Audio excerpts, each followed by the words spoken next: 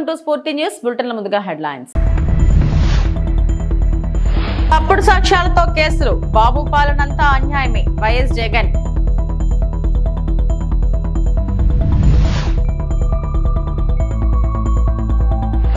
Wish Venkat కుటుంబానికి సోను సూద్ పరామర్శ Narayana.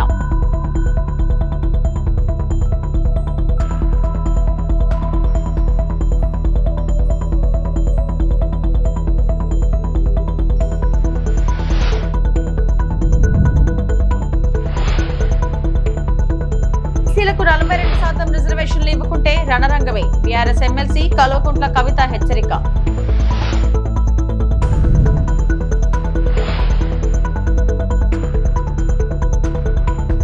Operation Sindoor, operation Mahadev విజయానంతరం ఎన్డీఏ పార్లమెంటరీ సమావేశంలో హర్ హర్ మహాదేవ్ నినాదాలతో ప్రధాని నరేంద్ర మోడీకి పూలమాల వేసి ఘన సత్కారం చేసిన ఎన్డీఏ ఎంపీలు.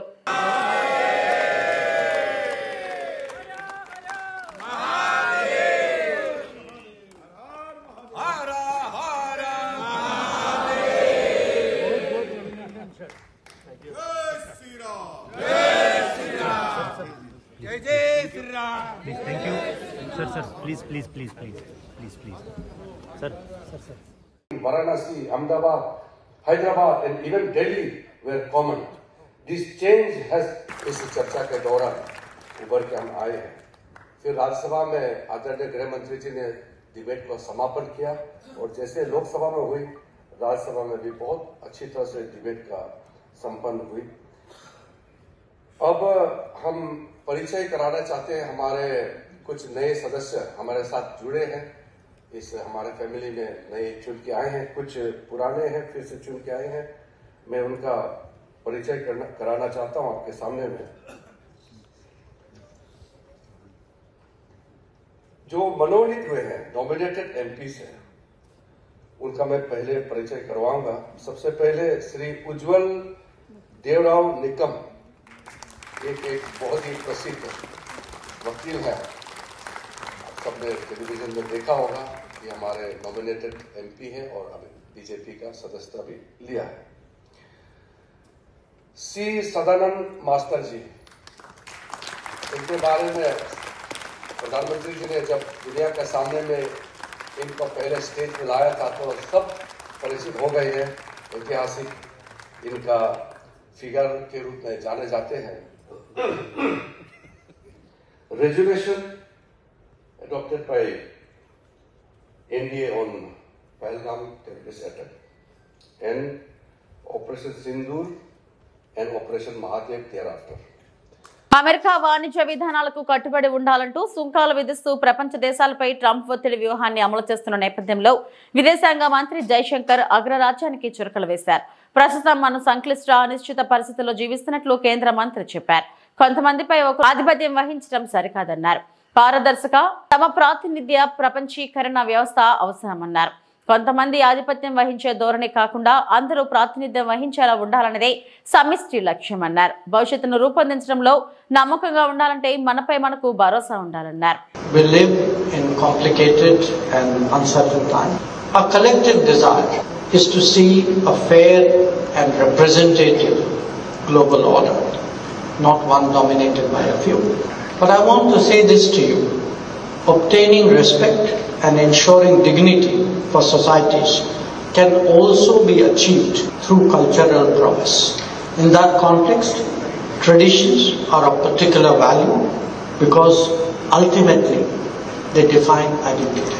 We must be assured about what we are if we want to be confident about shaping the future.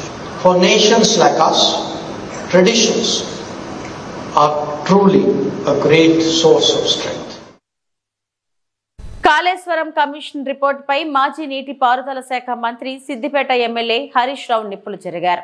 60 పేజీలతో కూడిన రిపోర్ట్ కాకుండా అసెంబ్లీలో 655 పేజీల రిపోర్ట్ పెట్టండి, చీల్చి చెండాడతామని హరీష్ రావు తేల్చి చెప్పారు. కాళేశ్వరం కమిషన్ రిపోర్ట్ పై హరీష్ రావు తెలంగాణ భవన్ లో ప్రెస్ కాన్ఫరెన్స్ నిర్వహించారు. లీకుల రూపంలో రిపోర్ట్ మొత్తం బయట పెట్టకుండా వండి వార్చిన ఒక నివేదికను బయట పెట్టారు. అయితే ఈరోజు దాని మీద నిజాలు వాస్తవాలు రాష్ట్ర ప్రజల ముందు ఉంచాలనే ఉద్దేశంతో ఈ పీపీటీని, ఈ ప్రెస్ కాన్ఫరెన్స్ను నిర్వహించడం జరుగుతూ ఉంది. గత 20 నెలలుగా రాష్ట్రంలో చూస్తే రేవంత్ రెడ్డి గారు పాలన గాలికి వదిలేసి రాజకీయ కక్ష సాధింపు చర్యలకు పాల్పడుతూ ఉన్నారు. రాష్ట్రంలో పాలన లేదు, ఎక్కడా రైతులకు యూరియా దొరుకుతలేదు, హాస్టల్ పిల్లలు ఆసుపత్రుల పాలవుతూ ఉన్నారు, తరగతి గదుల్లో చదువుకోవాల్సిన విద్యార్థులు ఫీజు రియంబర్స్మెంట్ విడుదల చేయాలని, ఉద్యోగాలకు నోటిఫికేషన్లు ఇవ్వాలని రోడ్లెక్కుతున్న పరిస్థితి, వర్షాలు పడక నీళ్లు రాక పంటలు ఎండిపోతున్న పరిస్థితి, ఈ రకమైన పరిస్థితులు రాష్ట్రంలో ఉన్నాయి. కానీ రేవంత్ రెడ్డి గారు మా ప్రభుత్వం మాత్రం డబ్బులు దంచుకునేందుకు కమిషన్లు, ప్రతిపక్షాల మీద కక్ష సాధించడం కోసం రాజకీయ కమిషన్లు. ఇవాళ ఏం జరుగుతుందో రాష్ట్రంలో ఎవరిని అడిగినా చెప్తారు. ఫైనాన్స్ డిపార్ట్మెంట్లో బిల్లు పాస్ కావాలంటే 10%, 12% కమిషన్లని కాంట్రాక్టర్లే సెక్రటరియట్లపై ధర్నాలు చేస్తున్నారు. ల్యాండ్ కన్వర్షన్ కావాలంటే కమిషన్లు, బిల్డింగ్లకు అనుమతి రావాలంటే కమిషన్లు, మొత్తం కూడా ఈ రాష్ట్రంలో అంతా కమిషన్లమయం చేసినారు. డబ్బులు దండుకోవడానికి కమిషన్లు, ప్రతిపక్షాల మీద మరి కక్ష సాధించడం కోసం మరొక వైపు కమిషన్లు. ఈరోజు 2 పార్టీలు, కాంగ్రెస్ బీజేపీలు ఇద్దరూ కలిసి కుట్ర చేస్తూ ఉన్నారు. 2 పార్టీలు కలిసి రాజకీయంగా ఇలా కక్ష సాధింపు చర్యలకు అటు కేంద్ర రాష్ట్ర ప్రభుత్వాలు ప్రయత్నం చేస్తూ ఉన్నాయి. మనం చూసాం ఎన్డీఎస్ఏ రిపోర్ట్. ఎన్డీఎస్ఏ రిపోర్ట్ ఏం జరిగిందో మీ అందరికీ తెలుసు. ఇప్పుడు ఇదే గోదావరి నది మీద పోలవరం ప్రాజెక్ట్ ఉంది. మరి పోలవరం ప్రాజెక్టులో కుప్పగూలింది, 3 సార్లు కూలింది. 3 సార్లు కుప్పగూలిన ఆడికి ఎన్డీఎస్ఏ పోలే. ఇదే గోదావరి నది మీద అక్కడికి ఎన్డీఎస్ఏ పోదు, రిపోర్ట్ ఇయ్యదు. స్థానిక సంస్థల ఎన్నికల్లో బీసీలకు 42% రిజర్వేషన్లు కల్పించకపోతే రణరంగం సృష్టిస్తామని తెలంగాణ జాగృతి అధ్యక్షురాలు బీఆర్ఎస్ ఎమ్మెల్సీ కల్వకుంట్ల కవిత హెచ్చరించారు. తమది రాజకీయ పోరాటం కాదని బీసీల ఆత్మగౌరవం కోసమే తమ ఆరాటమని పేర్కొన్నారు. బీసీలకు 42% రిజర్వేషన్తో పాటు ముస్లింలకు 10% రిజర్వేషన్లు కల్పించేలా ప్రత్యేక బిల్లును ప్రవేశపెట్టి బీజేపీ వైఖరిని బయట పెట్టాలని సీఎం రేవంత్ రెడ్డికి కవిత సూచించారు. బీసీలకు 42% రిజర్వేషన్ల సాధన కోసం సోమవారం కవిత ఇందిరా పార్క్ ధర్నా చౌక్ వద్ద 72 గంటల దీక్షకు దిగారు. 72 గంటలు దీక్ష పట్టినాం. నీళ్లు తాగేది లేదు, అన్నం తినేది లేదు, ఇందిరా పార్క్ వెళ్ళి కదిలేది లేదు. ప్రభుత్వాన్ని రిక్వెస్ట్ చేస్తా ఉన్నాం. ఇదివరకు తెలంగాణ జాగృతి ఏ ఉద్యమం చేసినా ప్రభుత్వం ఇచ్చినటువంటి సమయానికి లోబడే ఉద్యమాలు చేసినాం, శాంతియుతంగా ఉద్యమాలు చేసినాం.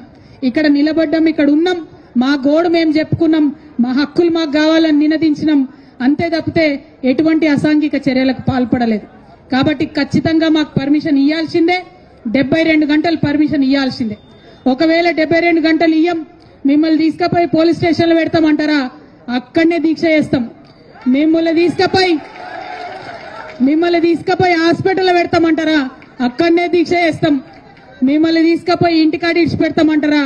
ఆన్నే రోడ్డు మీద కూర్చొని అక్కడ కూడా దీక్ష చేస్తాం. పంతం ఇడిచేది లేదు, వెనక్కి వచ్చేది లేదు, హక్కులు సాధించే వరకు మడమ తిప్పేది లేదు. ఈ విషయం ప్రభుత్వం గమనించాలని చెప్పి నేను కోరుతున్నా. తెలంగాణ గొంతు తడపడానికే కేసీఆర్ కాళేశ్వరం నిర్మిస్తే మీడియాను అడ్డుపెట్టుకుని నిత్యం బురద చల్లుతున్నది దుర్మార్గపు కాంగ్రెస్ సర్కార్. చంద్రబాబు వైఎస్ల హయాంలో ఉమ్మడి రాష్ట్రంలో ఆంధ్రాలో కట్టిన ఏ రిజర్వాయర్లకు ఏ అనుమతులు లేవు. అన్ని అనుమతులతో నిర్మించిన కాళేశ్వరం మీద విషం జిమ్ముతున్నారు. కాళేశ్వరంలో తెలంగాణ పచ్చబడితే కాంగ్రెస్ కండ్లు మండుతున్నాయి. తెలంగాణ విజయాలను వైఫల్యాలుగా చిత్రీకరించడానికి ఒక సెక్షన్ మీడియా నిరంతరం ప్రయత్నిస్తూనే ఉంది. బనకచర్లను నేళ్లను మలిపేందుకే కాళేశ్వరం మీద కక్ష కట్టారు. అందుకే దానిని విఫలంగా చూపే ప్రయత్నం చేస్తున్నారు. కేసీఆర్ మీద ఎన్ని కుట్రలు చేసిన వాస్తవాలను భవిష్యత్ ప్రతిబింబిస్తుందని మాజీ మంత్రి సింగిరెడ్డి నిరంజన్ రెడ్డి పేర్కొన్నారు. ఉన్న అనుమతులు కూడా లేనట్లు చిత్రీకరించి మాట్లాడుతున్నారు కదా. ఆంధ్ర ప్రాంతంలో కట్టినటువంటి సమైక్య రాష్ట్రంలో అటు చంద్రబాబు గాని వైఎస్ గాని ముఖ్యమంత్రులు ఉన్న కాలంలో కట్టినటువంటి రిజర్వాయర్లన్నీ కూడా ఒక్కదానికి కూడా తెలుగంగ కింద 15 టీఎంసీలకు సంబంధించినటువంటి అలొకేషన్ తప్ప మిగతా ఏ రిజర్వాయర్లకు కూడా అనుమతులు లేవు, నీటి కేటాయింపులు లేవు. మరి అనుమతులు నీటి కేటాయింపులు లేని ప్రాజెక్టు కడితే అది ప్రజాధనం కాదా? అంటే ఇదే ప్రజాధనం ఉమ్మడి రాష్ట్రంలో ఉండేది ఏ అనుమతులు లేకుండా ఆంధ్ర ప్రాంతంలో కడితేనేమో అది న్యాయం హేతుబద్ధమైంది. అబ్బా గొప్పవాళ్ళు నీళ్ళు ఇస్తున్నారు. అన్ని అనుమతులు పొంది అవసరం ఉన్న తెలంగాణకు ప్రాజెక్టు కడితే ఇన్ని ఏడుపులా, ఇంత వికారమైన చేస్తాలా? మరి అప్పుడు ఎందుకో ఈ మేధావులు అంటే వాళ్ళు అప్పుడు ఎందుకో మాట్లాడలేదు? ఏ అనుమతులు లేనటువంటి ప్రాజెక్టుల మీద పెట్టేటువంటి ఖర్చు ఇది న్యాయబద్ధం కాదు, ఉమ్మడి రాష్ట్రంలోకి వెళ్ళారు ఒక్కడైనా మాట్లాడంటారు, ఎందుకు మాట్లాడలేదు? అన్ని అనుమతులు ఉన్నటువంటి కాళేశ్వరం అన్ని నీళ్లు ఉన్నతోనే మేము గడ్డం కాబట్టి అలా వాళ్ళ కడుపు మంట. కారణం ఇలా కాళేశ్వరం నీళ్లు ఆపుకొని ఇక్కడ తెలంగాణ సస్యామలం కావడం వాళ్ళకి ఇష్టం లేదు. అవతల ఈ ముఖ్యమంత్రి యొక్క గురువు, అక్కడ ఉండేటువంటి ముఖ్యమంత్రి చంద్రబాబు నాయుడు గారి యొక్క కళ తెలంగాణ పచ్చబడ్డం ఆయనకి ఇష్టం లేదు, ముమ్మాడికి ఇష్టం లేదు. ఆయన కొడుకుతోనే మనం మాట్లాడిస్తాడు, కాళేశ్వరం కట్టుకుంటే మేము అడ్డుపడడం కాదా?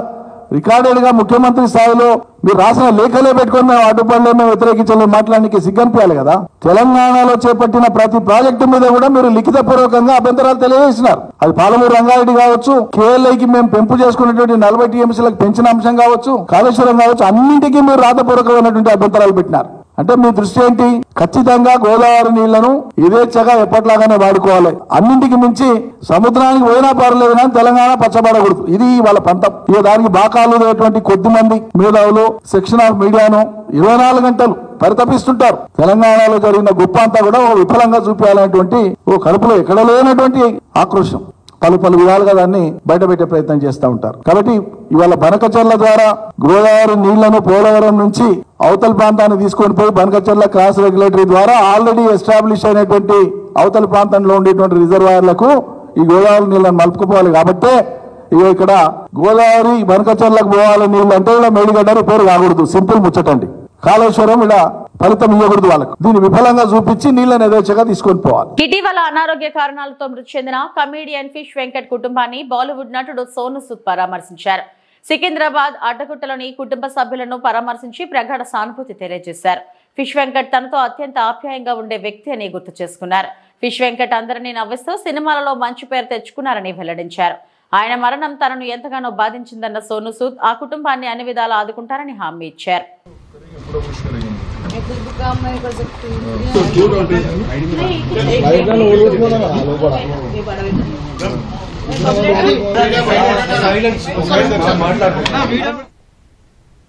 హైదరాబాద్ మహానగరంలో జోరు వర్షం కురుస్తుంది. వనస్థలిపురం, హయత్ నగర్, పంచగుట్ట, కూకట్పల్లి వరకు అన్ని ప్రాంతాల్లో భారీగా వాన పడుతుంది.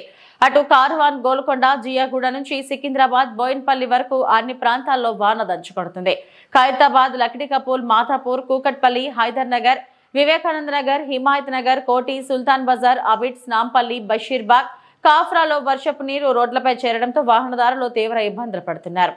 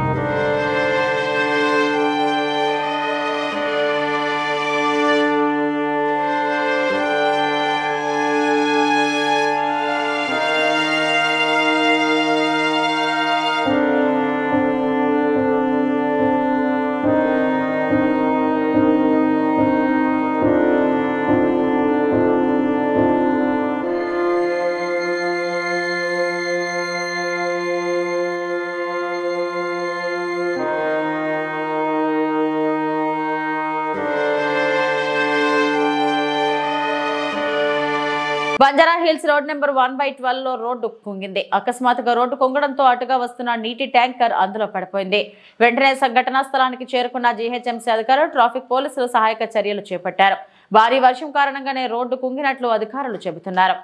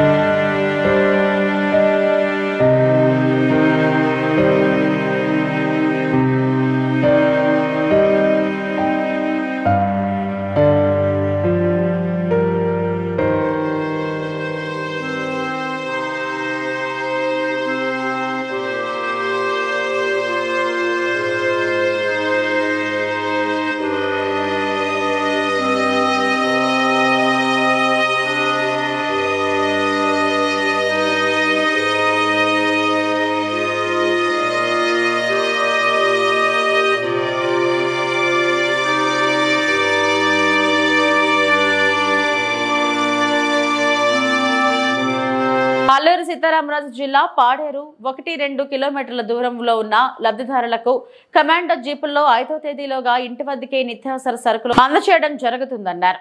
పౌర సరఫరాల శాఖ మంత్రులు నాదెండ్ల మనోహర్ అల్లూరి సీతారామరాజు జిల్లా పర్యటనలో పాడేరు మండలం మినమలూరులో డిఆర్ డిపో, అలాగే సుండ్రపుట్టలో మండల స్థాయి గోదాములు పరిశీలించారు. చెప్తున్నాం స్పేస్ ఇచ్చి పెట్టుకోండి అంటున్నా. స్టాకింగ్ చేసేటప్పుడు జాగ్రత్తగా మీరు ఒకసారి మొత్తం క్లీనప్ చేయించండి సార్. క్లీనప్ అయినాక ఇంకో పట్టా అయిపోయింది, ఇంకో పట్టా వేయించి పర్ఫెక్ట్గా చేయాలి. కూడా మొత్తం నిండిపోతుంది.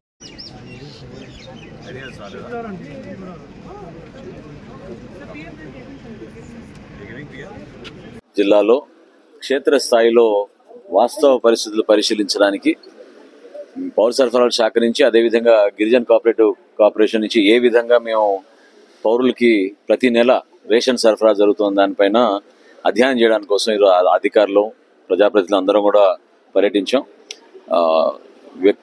మహిళలందరూ కూడా ఎంతో సంతృప్తితోటి ఎండియు వ్యాన్లని ఆపేసిన తర్వాత కొత్తగా ఏర్పాటు చేసిన ఈ వ్యవస్థ రేషన్ షాపుల ద్వారా పనులు మానుకోకుండా వాళ్ళకి అవకాశం దొరికినప్పుడు ఈ 15 రోజుల్లో సరుకులు తెచ్చుకున్న దానిపైన హర్షం వ్యక్తపరిచారు. అదేవిధంగా ఇంటికి వెళ్ళి డోర్ డెలివరీ చేసే విషయంలో కూడా వాళ్ళందరూ కూడా ఎంతో సంతృప్తి వ్యక్తపరిచారు. రాబోయే రోజుల్లో కలిసి గిరిజన కోఆపరేటివ్ కార్పొరేషన్ తోటి పౌర సరఫరా శాఖ రాష్ట్ర వ్యాప్తంగా ఉన్న 29,000 ఫేర్ ప్రైస్ షాపుల్లో కూడా ఈ ప్రోడక్ట్స్ ఏవైతే కష్టపడి మన గిరిజనులు ఇక్కడ మన సంపదని సృష్టిస్తున్నారో అక్కడి నుంచి మనం రాష్ట్ర వ్యాప్తంగా ప్రతి ఒక్కరికి అందుబాటులో తీసుకురావడానికి కోసం ఒక ప్రయత్నం చేయబోతున్నాం. అదేవిధంగా దీపం పథకం గురించి కూడా మేము క్షేత్రస్థాయిలో ప్రతి ఒక్కరిని అడిగాం. చిన్న చిన్న సమస్యలు ఏవైతున్నాయో అవి సరి చేసుకునే విధంగా అధికార యంత్రాంగాన్ని కూడా అప్రమత్తం చేశాం. రాబోయే రోజుల్లో మరింత మెరుగైన సేవలు అందించడానికి, ఎక్కువ ప్రోడక్ట్స్ కూడా అందించడానికి, ఇది కేవలం ఏంటంటే వాళ్ళు ఇప్పుడు షాపుల దగ్గరకు వచ్చి తీసుకునే అవకాశం కేవలం బియ్యానికిను, పంచదారకిను, కందిపప్పుకే కాకుండా ఇతర సరుకులు కూడా వాళ్ళకి అందుబాటులో తీసుకొచ్చి నాణ్యమైన సరుకు తక్కువ రేటుకి ఇచ్చే విధంగా ఒక ప్రయత్నం తప్పకుండా రాష్ట్ర ప్రభుత్వం నుంచి మేము చేపడతాం. ఏపీలో చంద్రబాబు పాలనలో కలియుగ రాజకీయాలు చూస్తున్నాం. న్యాయం, ధర్మం ఎక్కడా కనిపించడం లేదన్నారు. వైఎస్ఆర్సీపీ అధినేత జగన్మోహన్ రెడ్డి తప్పుడు కేసులు, తప్పుడు సాక్ష్యాలతో కేసులను నడిపిస్తున్నారని ఆరోపించారు. అక్రమ, తప్పుడు కేసుల్లో బాధితుల తరపున న్యాయవాదులు నిలబడాలన్నారు. న్యాయవాదులను, సేవలను పార్టీ ఎప్పుడు మర్చిపోదంటూ హామీ ఇచ్చారు. పార్టీ కోసం కష్టపడే వారికి తప్పకుండా వారికి ప్రాధాన్యత ఉంటుందని భరోసా ఇచ్చారు. వైఎస్ఆర్సీపీ అధినేత వైఎస్ జగన్మోహన్ రెడ్డి అధ్యక్షతన వైఎస్ఆర్సీపీ లీగల్ సెల్ ప్రతినిధుల భేటీ జరిగింది. ఈ సమావేశంలో పార్టీ ప్రధాన కార్యదర్శి పొన్నవోలు సుధాకర్ రెడ్డి, లీగల్ సెల్ రాష్ట్ర అధ్యక్షుడు మనోహర్ రెడ్డి, ఉమ్మడి గుంటూరు, కృష్ణా జిల్లాల లీగల్ సెల్ ప్రతినిధులు పాల్గొన్నారు. నేను వేరే చెప్పాల్సిన అవసరం లేదు. నిజంగా ఈరోజు పార్టీకి అన్ని రకాలుగా ఒక పెద్దన్న పాత్ర ఎవరైనా పోషిస్తూ ఉన్నారు అంటే అది న్యాయవాదులే అని చెప్పాలి. అడగకపోతే అమ్మైనా అన్నం పెట్టదన్నట్టుగా, కోరకపోతే దేవుడైనా కూడా వరం ఇవ్వడం అన్నట్టుగా పిటిషన్ వేయకపోతే, న్యాయస్థానంలో మీరు నిలబడకపోతే న్యాయం కూడా దక్కే పరిస్థితి కూడా ఉండదు. కలియుగం అన్నది ఏమిటి అన్నది ఈ చంద్రబాబు నాయుడు గారి పరిపాలన చూస్తే ఈ 14 నెలల్లో ఓహో ఇదేనా కలియుగము అని చెప్పి అనిపించే పరిస్థితి ఎవరికైనా కూడా అనిపిస్తుంది. ఎందుకనంటే న్యాయం లేదు, ధర్మం లేదు. తమకు గిట్టని వాళ్ళు ఎవరైనా ఉంటే, తమకు నచ్చని వాళ్ళు ఎవరైనా ఉంటే, తమకు వ్యతిరేకంగా స్వరం వినిపించే వాళ్ళు ఎవరైనా ఉంటే తట్టుకునే పరిస్థితి లేదు, జీర్ణించుకునే పరిస్థితి లేదు.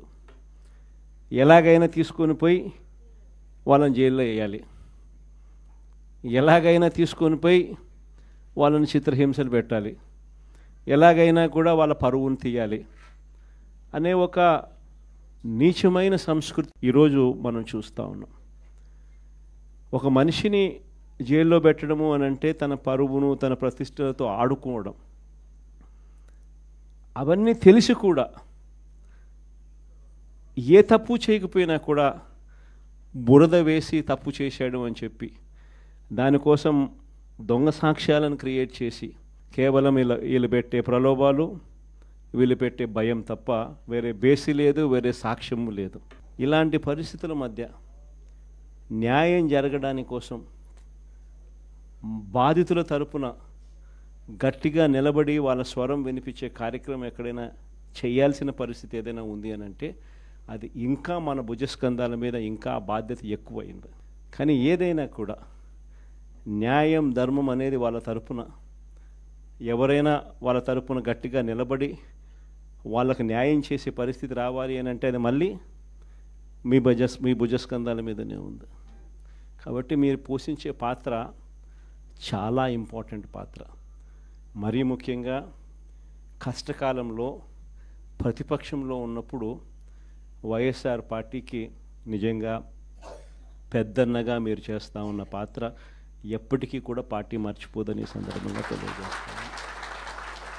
ఎవరికి కూడా ఊహించని విధంగా కూడా ఇంతకుముందు గతంలో ఎప్పుడు జరగని విధంగా కూడా లీగల్ కమ్యూనిటీకి మరీ ముఖ్యంగా ఫస్ట్ టైం లా కంప్లీట్ చేసుకొని తమ కాళ్ళ మీద తాము నిలబడడానికి సిద్ధంగా ఉన్న యంగ్స్టర్స్కు, యంగ్ లాయర్స్కు ప్రభుత్వం అప్పట్లో క్రమం తప్పకుండా సహాయ సహకారాలు అందిస్తూ లా నేస్తం పేరిట అండగా నిలిచిన చరిత్ర కూడా ఇంతకుముందు ఎప్పుడూ జరగల. అదొక్క వైఎస్ఆర్సీపీ ప్రభుత్వం వచ్చిన తర్వాత మాత్రమే ఆ చరిత్ర కూడా చూసాం. అలాంటి పరిస్థితుల నుంచి నిజంగా అట్టడుగు వర్గాలకు తోడుగా ఉండాలని చెప్పి కార్యక్రమంలో భాగంగా ఏకంగా జీపీలు, ఏజీపీల నియామకంలో కూడా ఏకంగా 52% రిజర్వేషన్లు ఇచ్చి అట్టడుగు వర్గాలకు కూడా మంచి చేయాలి అని చెప్పి ఆలోచన చేసిన పరిస్థితులు కూడా గతంలో ఎప్పుడు చూడాల. అప్పుడు కూడా జరిగింది కూడా అది కూడా వైఎస్ఆర్సీపీ హయాంలోనే.